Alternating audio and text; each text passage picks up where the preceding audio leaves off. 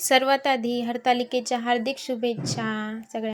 आज मी घरीच पूजा करणार होती, तर सगळ्यात आधी जिथे पाट मांडणार होते ती जागा पुसून घ्यायची. त्याच्यानंतर त्यावर पाट मांडलं आणि त्यावरती मग महादेवाची पिंड तयार करायला घेतली. वाळू मी आधीच आणली होती आणि ती स्वच्छ धुवून घेतली होती. नंतर महादेवांची पिंड तयार केली. त्यासमोर त्यांचं वाहन नंदी तयार केले. नदीच्या बाजूला गणपती बाप्पा तयार केले. त्यांच्या तिकडच्या साईडला पार्वती माता आणि त्यांच्या सखी तयार केल्या. नंतर पाटासमोर 2 समया ठेवल्या. नंतर एक आरती ठेवली आणि नंतर मग दीप प्रज्वलन करून घेतलं. दिव्या दिव्या दीपोत्कार, काने कुंडल मोतीहार, देवाला पाहून नमस्कार. त्यानंतर घरातील मंदिरातला गणपती बाप्पा विराजमान करून घेतला. हरतालिकेच्या दिवशी सर्व स्त्रिया आपल्या सौभाग्यासाठी उपवास पकडतात आणि कुमारिका चांगला पती मिळावा यासाठी उपवास पकडतात.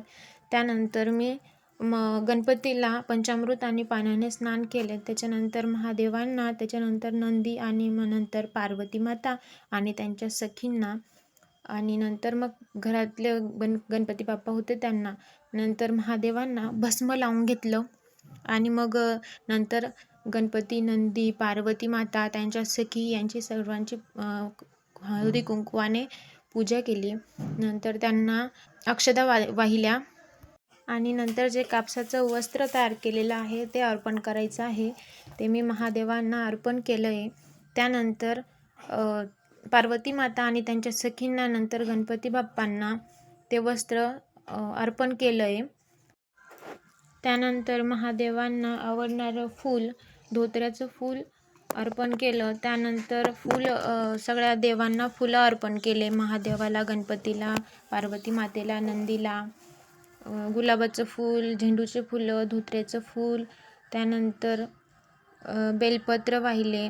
ओम नमः शिवाय, ओम नमः शिवाय असा जप करत बेलपत्र व्हायचे. त्यानंतर महादेवाला आवडणारं फळ अर्पण केलं. त्यानंतर पत्री अर्पण करायची होती. मी सर्व पत्री आणलेली होती. ती पत्री महादेवांवरती अर्पण केली, महादेवांना अर्पण केली. त्यानंतर जे हळदकुंड, बांगड्या वगैरे ते सामान भेटतं पूजेचं ते अर्पण केलं. त्यानंतर फळं ठेवले. त्यानंतर गुळ खोबऱ्याचा आणि दुधाचा नैवेद्य ठेवला. त्यानंतर कथा वाचली आणि मग पूजा केली. नंतर आरती करायची होती, आरती केली आणि मग बाप्पांचं, महादेवांचं दर्शन घेतलं. अशी झाली माझी हरतालिका.